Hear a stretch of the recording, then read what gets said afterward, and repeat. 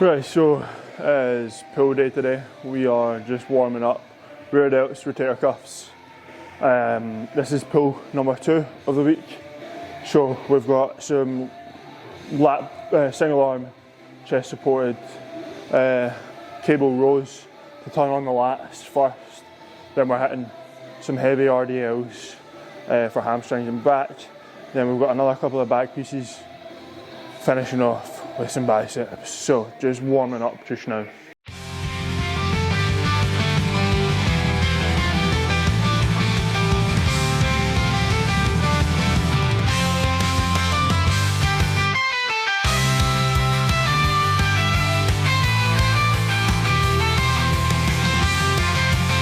Single arm lat pull downs. We are going for 2 sets of 12 to 15, so it's higher volume. I would like to really think about squeezing the lats here as much a stretch as possible, and these will get lats fired up for going on to RDLs.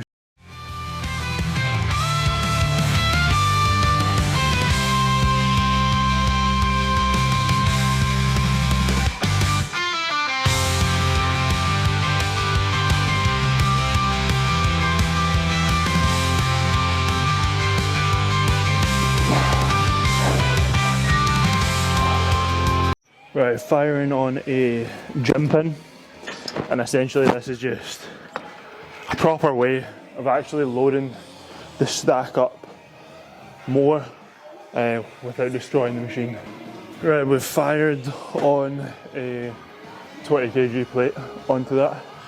Now, I've always found that my right lat engages far more, that I feel a much stronger connection with my right than my left.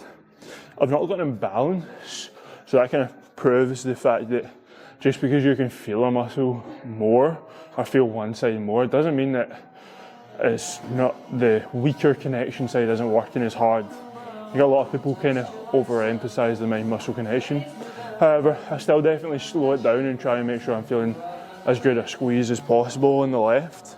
But the difference in feeling the left and the right lats is wild. So it takes a wee while for you to develop mind muscle connection. Like when you first start lifting, you realise that you can begin to flex muscles that you were never able to.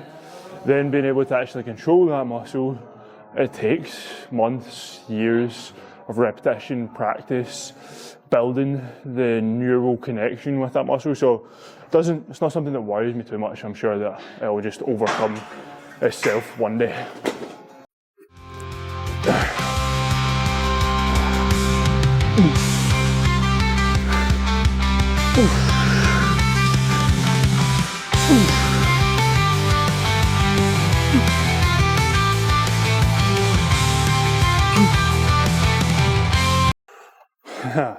These cables are notorious for snapping. These Fitness for Life ones. Oh, sorry, Life Fitness ones. So let's hope it doesn't snap.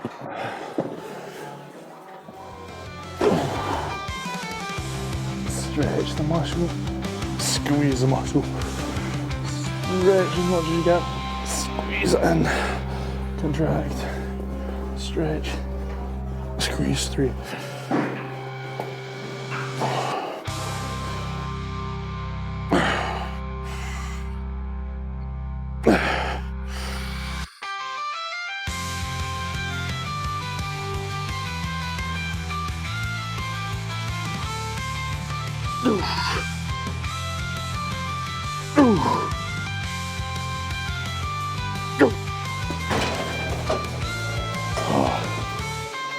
That's just heavy. Right, gonna do one more set just because I think the first one was quite light. I feel like I can pump the lats up a wee bit more before moving on. So sometimes you need to go on intuition instead of following the plan exactly.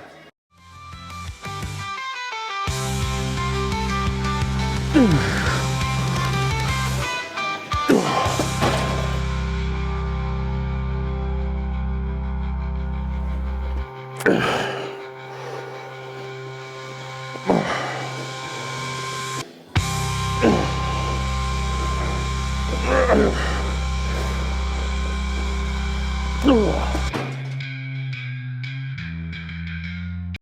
there's RDLs next.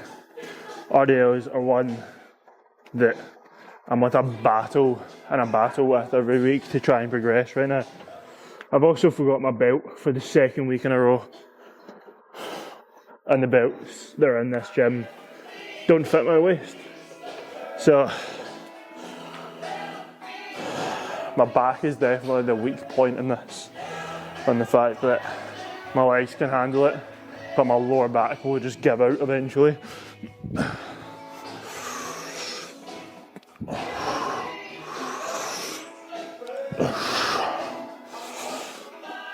I also need to take off my shoes on this because I've got a really tight hamstring tendon on this right leg, and having that like distance, that extra distance to cover from like the lift of my shoes from the sole puts just extra tension on that tendon.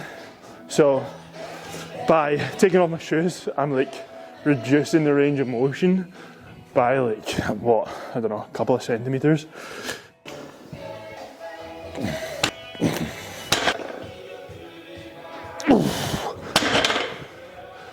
Right, just building up to 160. A build-up strategy that I really like, a build-up rep range, is 6-3-1. So 6 reps at like lightweight, 3 reps at a moderate weight, and then 1 rep at your working weight or just under, so that you get a sense for how that weight's going to move. 6-3-1, it allows you to build up, not get injured, but it also doesn't fatigue you too much. There's no point in being fatigued for your top sets. There's no point in fatiguing yourself for your top sets on your way up. Right, just check the records. I did 8 reps at this weight last week, so I need to do 8 reps or better. If I don't do more than 8 reps here, I need to do more in my back off set so that I'm hitting a PR this week and I'm going up in weight somehow. I struggle to get a belt to actually fit around my core, meaning that like they're all too big. So I need to keep my hoodie on, I keep my sweatshirt on to fill out this fucking belt because I keep on forgetting my own.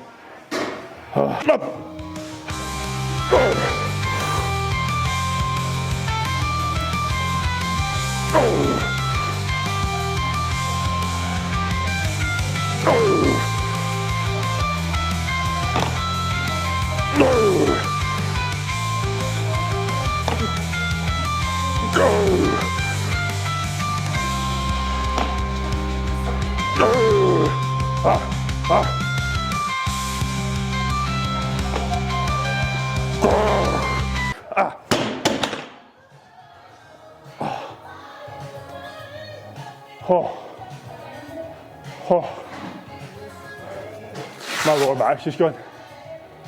Oh. Oh. Oh.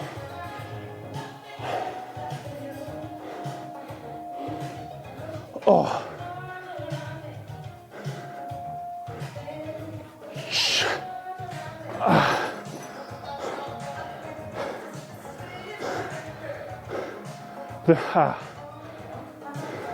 The ground must be uneven, or I wasn't holding it right or something. Because every fucking rep, that side of the weight touched the ground, and that side didn't. Oh. Oh. Now my back's sore. Oh. Ah. Oh. So, absolutely just tweaked my back there on that RDL.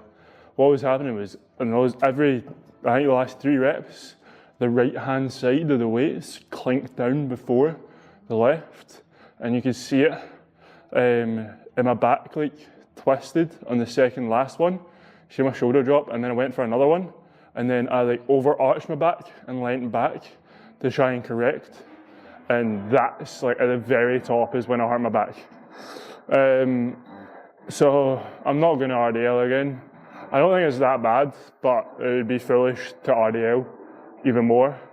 So I'm going to move on and do some iso lat pull downs. Oh.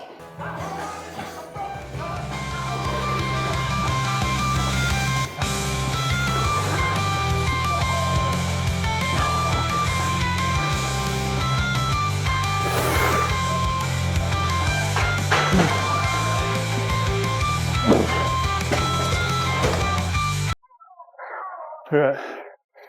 Since I'm behind on essentially volume from my back, and my back's a bit sore, gonna just do some more volume stuff instead of try to push the weights. I don't want to aggravate it anymore. So we've got this. I've got I need to do a row after this, and then my back stuff is done. So I'll do a warm-up set, a top set, a back off set, increase the volume slightly so it's less likely to get injured. I'll do that same for the row movement, and then hopefully my back can rest. Oh, I'm gonna be walking like a fucking old man. Oh. It's like my hips that are sore. It's when I tilt my hips is when my lower back hurts. So maybe like,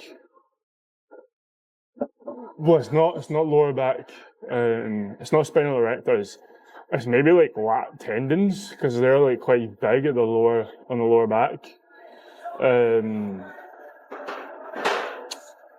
Yeah, give that a miss. What I'll do is let my back rest, and I'll probably do RDLs at the start of the week, and then do my leg day on Wednesday, and then try and hit another set of RDLs this time next week, so that I'm still getting my RDLs done. But as I said, like, no point in me pushing and hurting. Oh, because like just standing up like that hurts.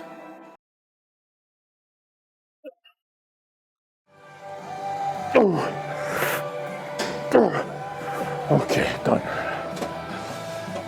Gonna do another set of that. Quite like that weight, that felt good. This machine's kind of weird. You might not be able to see it on the camera, however. It's a lat pull down obviously, but it feels like it turns into like a row at that like contraction point, which makes it feel really nice. It gets a wee bit lighter as you squeeze on the lats at the end, so you get a really nice contraction on every rep.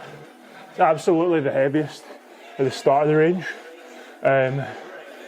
but it's a good machine. I've never really used any other lat pull down like it.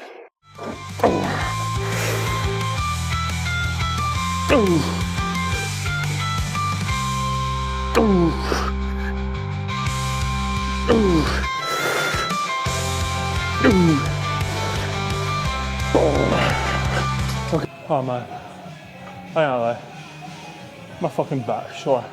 I've been working out for 2 hours. This is my 4th exercise. How? Honestly, fuck knows. I hate when sessions take fucking forever or just don't go well. I feel like all I've done this workout is move plates, and that just takes up so much time. So I've got one more on this, and then shrugs. So I'll see how that feels with loading my spine, because that might hurt my back.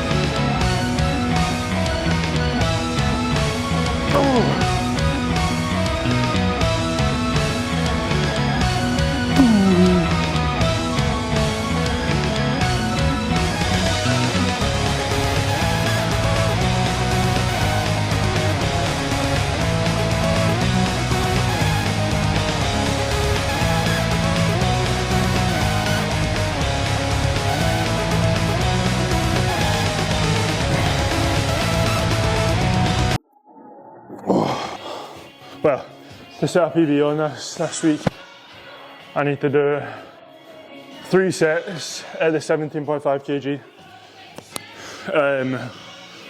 I've never done 3 sets at the 17 because my biceps are usually too fatigued from this point.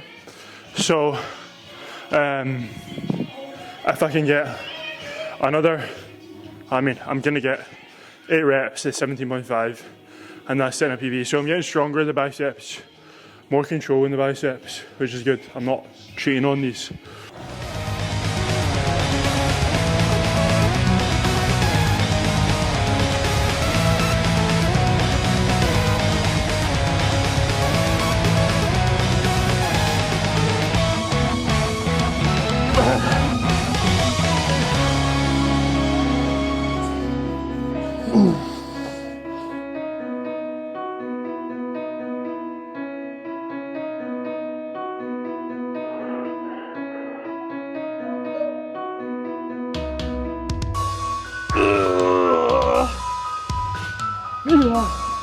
Fuck me. God damn, that was heavy. Maybe a bit optimistic with 3 sets of 8. Sorry, 3 sets of 17.5. God damn. Come on.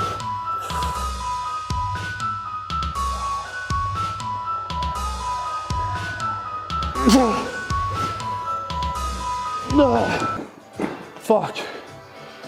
Shit. It's not been a great workout so far, however. I'm determined to finish getting a high with biceps.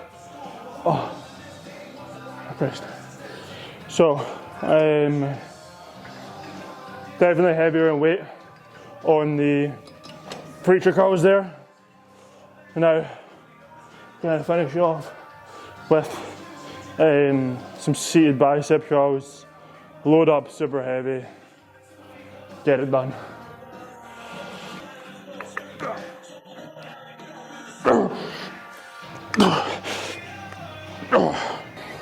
I am believing you're in love with me.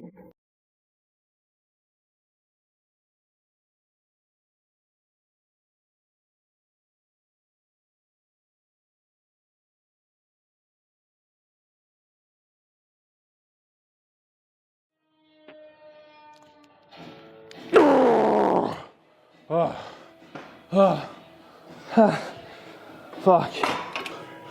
Right, that's me finished up the workout. I can't lie, I didn't overly like that.